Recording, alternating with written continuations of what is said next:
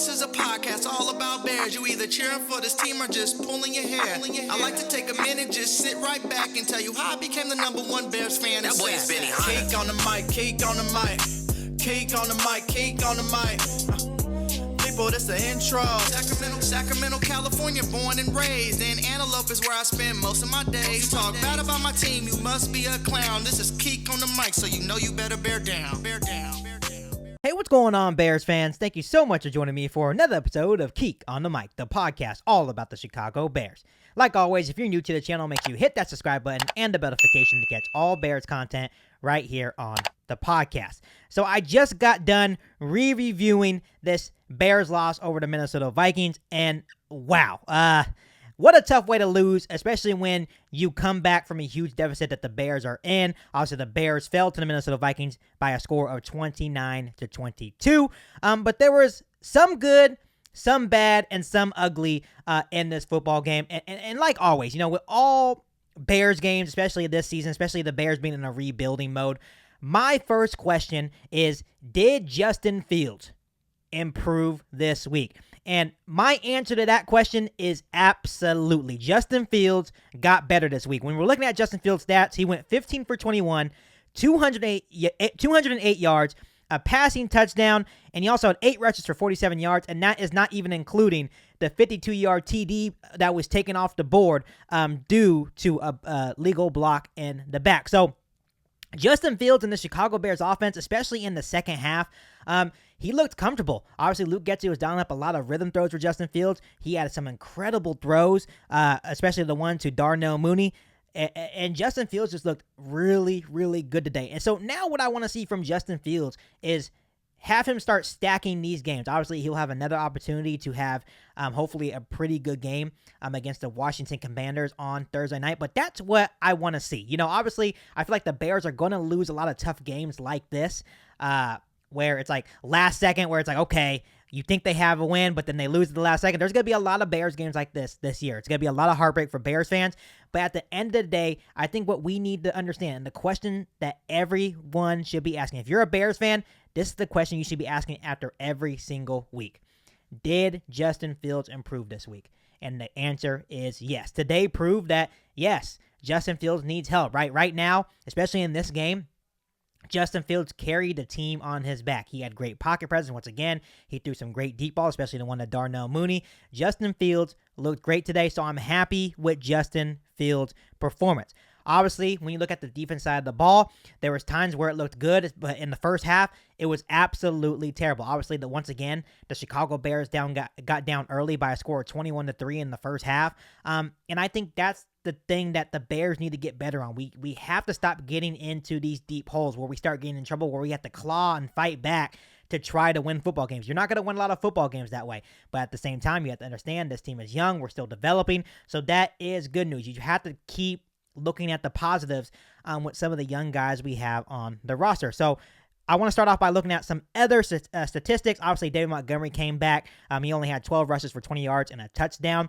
Obviously, the Minnesota Vikings did an excellent job of honing in on the Chicago Bears rushing attack. Obviously, that's been one of the Chicago Bears' strong suits on the offensive side of the football. But obviously, Minnesota Vikings did a very good job of shutting down the run, and they were making Justin Fields use his arm, making Justin Fields beat him, and I think Justin Fields answered that call and had a really good football game. Looking at receiving, David Montgomery also had 4 catches for 62 yards. Darnell Mooney had 2 catches for 52 yards, including that really, really cool one-handed catch by Darnell Mooney. I'll put it on the screen so you guys can see it right now. Cole Kmet got involved for 4 catches for 45 yards.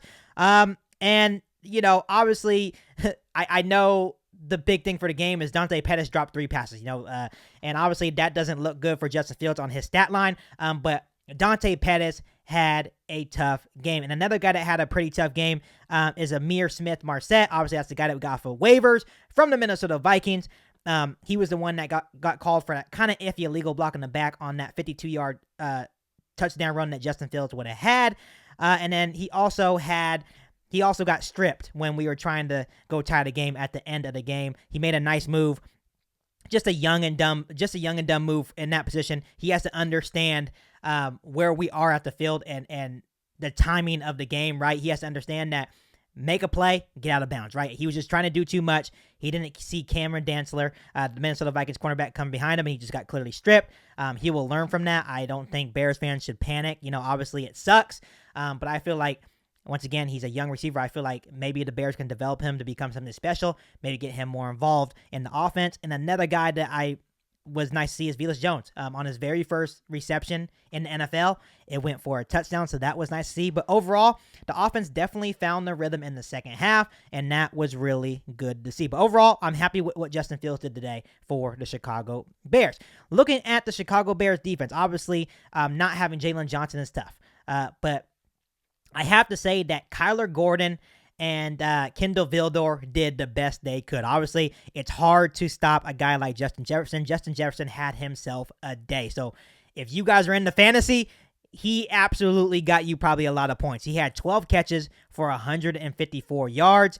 But other than that, it was just Justin Jefferson, right? Obviously, Dalvin Cook had a really good day as well. He had 18 rushes for 94 yards and 2 touchdowns. But other than that, those two guys beat us today. They had an excellent day, which we kind of figured going into this game that our thin secondary, our inexperienced secondary, was going to have a tough time with a guy like Justin Jefferson, and it proved today. But obviously, when you look at it, Adam Thielen only had 4 catches for 27 yards. So it's nice to see that only Justin Jefferson had a big day, because obviously, if Adam Thielen had a big day, this would have probably been a blowout. But once again, we've seen it all year long.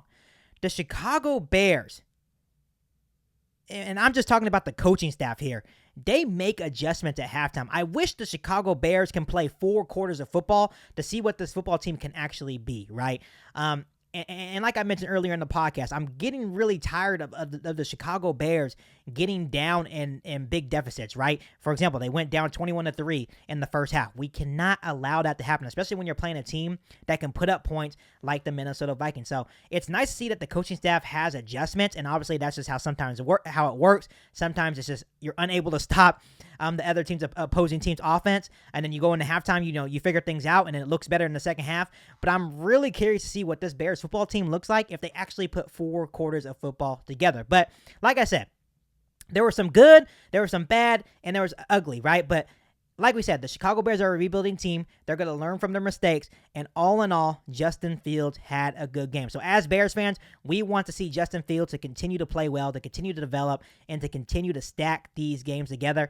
And as a Bears fan like myself, I will be happy with that because I understand the situation of this football team. I understand that this is not a winning year for us, but it's good to see the Chicago Bears compete. Obviously, you want to see them win football games, but at the same time, the more we lose, the higher the draft pick that we get, and I hate that I have to think that way, but I think we have to understand the situation, understand that this is not a team that's going to win the Super Bowl this year. So, like always, I know it's tough to lose, but I think this was a very good performance overall from this Chicago Bears football team. They showed a lot of fight, but at the end of the day, they just didn't get it done, and they dropped to the Minnesota Vikings 29-22 to drop their overall record to 2-3. And once again, they play Thursday Night Football at home against the Washington Commanders. So, Bears fans, let me ask you this before I let you guys go. How do you guys feel overall about this loss to the Minnesota Vikings? Let me know down below in the comment section. Before I let you guys go, make sure you hit that subscribe button and the bell notification to catch all Bears content right here on the podcast. Make sure you follow me on all my social media platforms, and make sure you share this episode of Kick on the Mic with every single Bears fan that you know. But other than that, I'll be back for an all-new Bears podcast right here on Kick on the Mic. Thanks, guys, and bear down. You ain't bout it, you ain't bout it, you ain't kick on the mic. You ain't bout it, you ain't bout it, you ain't kick on the mic. You can go and subscribe, cause I be on it right. You ain't bout it, you ain't